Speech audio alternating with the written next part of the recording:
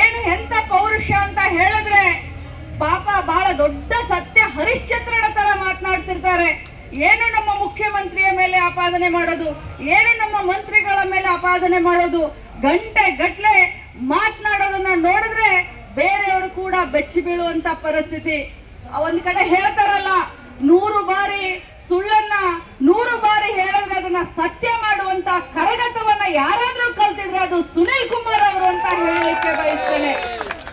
ಬಂಧುಗಳೇ, ನಾನು ಕೂಡ ಬೆಳಗಾವಿ ಗ್ರಾಮೀಣದಲ್ಲಿ 52 ಫೂಟ್ನ ಒಂದು ಕಂಚಿನ ಶಿವಾಜಿ ಮಹಾರಾಜರ ಮೂರ್ತಿಯನ್ನ ಮಾಡಿದ್ದೇನೆ. ಆ ಮೂರ್ತಿಯನ್ನ ಮಾಡ್ಲಿಕ್ಕೆ ಬರೋಬ್ಬರಿ ನನಗೆ 3 ವರ್ಷ ಬೇಕಾಯ್ತು. 3 ವರ್ಷ.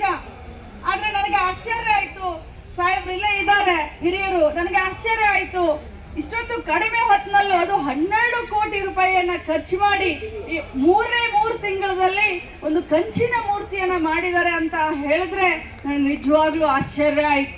ಸಾಧ್ಯನೇ ಇಲ್ಲ ಅಂದ್ರೆ ನೀವು ಅರ್ಥ ಮಾಡ್ಕೊಳ್ಳಿ, ಇವರ ರಾಜಕೀಯ ತೆವಲನ್ನ ತಿರ್ಸ್ಕೊಳ್ಳಿ, ಜನರ ಕಣ್ಣಲ್ಲಿ ಮಣ್ಣನ್ನ ಎರಚಲಿಕ್ಕೆ ಇವ್ರು ಏನೆಲ್ಲ ನಾಟಕದ ಪಾತ್ರಗಳನ್ನ ಸೃಷ್ಟಿ ಮಾಡ್ತಾರೆ, ಹಾಕೊಳ್ತಾರೆ ಅನ್ನೋದಕ್ಕೆ ಒಂದು ಜ್ವಲಂತ ಉದಾಹರಣೆ ಇದು ಪರಶುರಾಮನ ಮೂರ್ತಿ ಅಂತ ಹೇಳಲಿಕ್ಕೆ ಬಯಸ್ತೇನೆ. ಇವತ್ತು ಅಯೋಧ್ಯೆಯಲ್ಲಿ ತಮಗೆಲ್ಲರಿಗೂ ಗೊತ್ತಿದೆ, ಇಡೀ ದೇಶದಲ್ಲಿ ರಾಮನನ್ನ ರಾಜಕೀಯಕ್ಕೆ ಉಪಯೋಗ ಮಾಡಿದಂತವ್ರು ಯಾರಾದ್ರೂ ಇದ್ರೆ ಇದು ಕೆಟ್ಟ ಬಿಜೆಪಿಯವರು. ಅಂತದ್ರಲ್ಲಿ ಅಯೋಧ್ಯೆಯಲ್ಲಿ ಇವತ್ತು ಬಿಜೆಪಿ ಪಕ್ಷವನ್ನ ಸೋಲಿಸಿದ್ರು ಅಲ್ಲಿಯ ಜನ. ಯಾಕೆ ಸೋಲಿಸಿದ್ರು ಅದನ್ನ ಒಂದ್ ಸ್ವಲ್ಪ ನಮ್ಮ ಉಡುಪಿಯ ಜನ, ಮಂಗಳೂರಿನ ಜನ ಅರ್ಥ ಮಾಡ್ಕೊಳ್ಬೇಕು. ನಾವೆಲ್ಲ ಇವತ್ತು ಚಿಂತನೆ ಮಾಡುವಂತ ಸಮಯ ಬಂದಿದೆ. ಇದು ನಮ್ಗೆ ಹೈ ಟೈಮು. ಇನ್ನು ಎಷ್ಟು ದಿನ ಇವರು ಏನು ಮಾತನಾಡ್ತಾರೆ ಅದನ್ನ ನಂಬಿಕೊಂಡು ನಮ್ಮ ಜನ ದಾರಿಯನ್ನ ತಪ್ತಾರೆ, ಇನ್ನು ಎಷ್ಟು ಜನ ಈ ರೀತಿ ಮೋಸ ಹೋಗ್ತಾರೆ ಅನ್ನೋದು ನನಗೊಂಥರ ಚಿಂತೆ ಆಗಿಬಿಟ್ಟಿದೆ. ಉದಯ್ ಕುಮಾರ್ ಅನ್ನ ಆಗಿರ್ಲಿ ಅಥವಾ ನಾನು ಜಯಪ್ರಕಾಶ್ ಹೆಗಡೆ ಸಾಹೇಬ್ರಿಗೆ ಹೇಳ್ತೀನಿ, ಸರ್ ನಿಮ್ಮಂತ ಜನರನ್ನ ಕಳ್ಕೊಂಡಿರೋದು ನಮ್ಮ ದುರ್ದೈವ ಅಂತ ನಾನು ಇವತ್ತು ಹೇಳಲಿಕ್ಕೆ ಬಯಸ್ತೇನೆ. ತಾವು ಗೆದ್ದು ಬರ್ತೀರಾ ಅನ್ನುವಂತ ಆಸೆ ಇತ್ತು.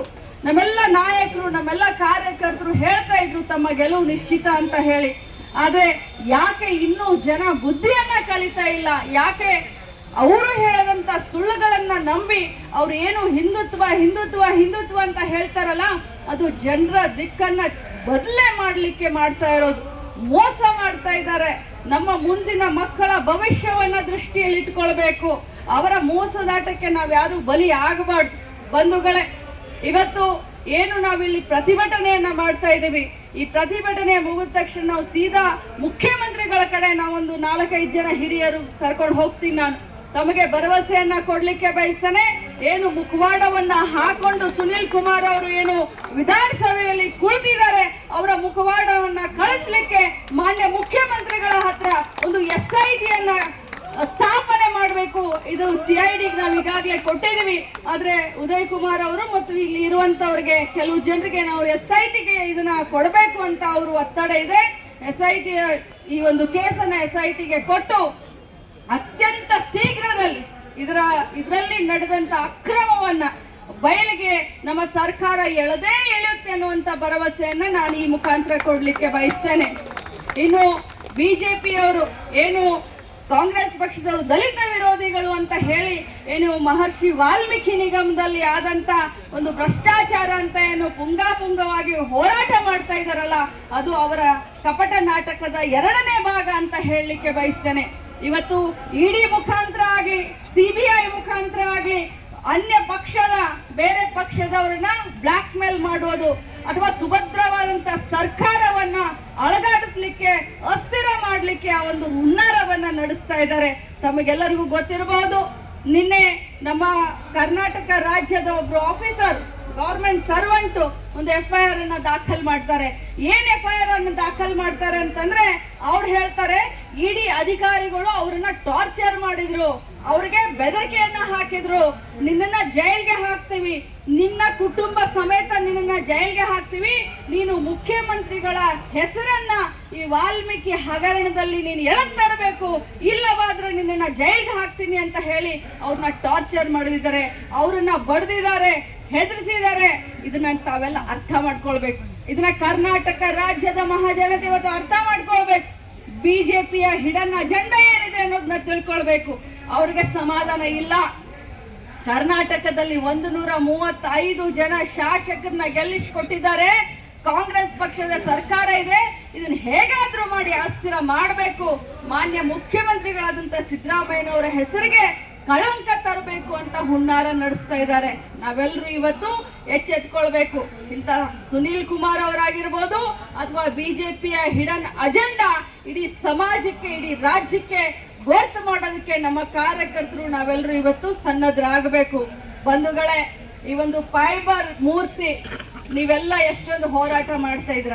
ಪ್ರತಿಯೊಂದು ಹೋರಾಟಕ್ಕೆ, ತಮ್ಮ ಕಷ್ಟಕ್ಕೆ ನಾನು ಉದಯ್ ಕುಮಾರ್ ಅಣ್ಣನವರಿಂದ ಎಷ್ಟು ಫೋನ್ ನನಗೆ ಬಂದಿದೆ ಅಂತಂದ್ರೆ ಅದು ನಿಮಗೆ ಗೊತ್ತಿಲ್ಲ.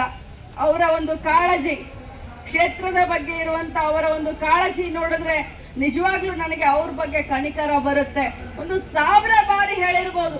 ಅವರ ಕಾರ್ಯಕರ್ತರಂದ್ರು ನನಗೆ ಫೋನ್ ಮಾಡಿದ್ರೆ ಆ ಮೂರ್ತಿಯ ಬಗ್ಗೆನೇ ಮಾತನಾಡ್ತಾರೆ, ಮೂರ್ತಿ ಬಗ್ಗೆನೇ ಮಾತನಾಡ್ತಾರೆ. ನಾನು ನಿಮಗೆ ಇವತ್ತು ಈ ಒಂದೇ ಭರವಸೆಯನ್ನ ಕೊಡ್ತೀನಿ, ನೇರವಾಗಿ ಮುಖ್ಯಮಂತ್ರಿಗಳ ಕಡೆ ಹೋಗೋಣ. ನಮಗೆ ನ್ಯಾಯ ಬೇಕು, ನಾವು ನ್ಯಾಯವನ್ನ ಕೊಡುವಂತ ಸ್ಥಾನದಲ್ಲಿದ್ದೀವಿ. ಇವತ್ತು ನಮ್ಮ ಸರ್ಕಾರ ಇದೆ, ನ್ಯಾಯವನ್ನ ಕೊಡುವಂತ ಸ್ಥಾನದಲ್ಲಿ ಇದೀವಿ. ಖಂಡಿತವಾಗಿ ಈ ಒಂದು ನಕಲಿ ಮೂರ್ತಿಯ ಸೃಷ್ಟಿಕರ್ತನ ಕರ್ಮ ಕಾಂಡವನ್ನ ತನಿಖೆ ಮಾಡೋದ್ರ ಮುಖಾಂತರ, SITಗೆ ಕೊಡೋದ್ರ ಮುಖಾಂತರ ಭ್ರಷ್ಟಾಚಾರಿಗಳಿಗೆ ಕಠಿಣ ಶಿಕ್ಷೆಯನ್ನ ಖಂಡಿತ ನಮ್ಮ ಸರ್ಕಾರ ಕೊಡುತ್ತೆ ಅನ್ನುವಂತ ಭರವಸೆಯನ್ನ ಕೊಟ್ಟು, ಏನು ಮುಂದಿನ ಹಂತದಲ್ಲಿ ತಾವೆಲ್ಲ ಏನೇನು ಕೆಲಸ ಕಾರ್ಯಗಳನ್ನ, ಏನು ಪದಯಾತ್ರೆಯನ್ನ, ಯಾಕಂದ್ರೆ ಜನರಿಗೆ ಇವರ ಮುಖವಾಡವನ್ನ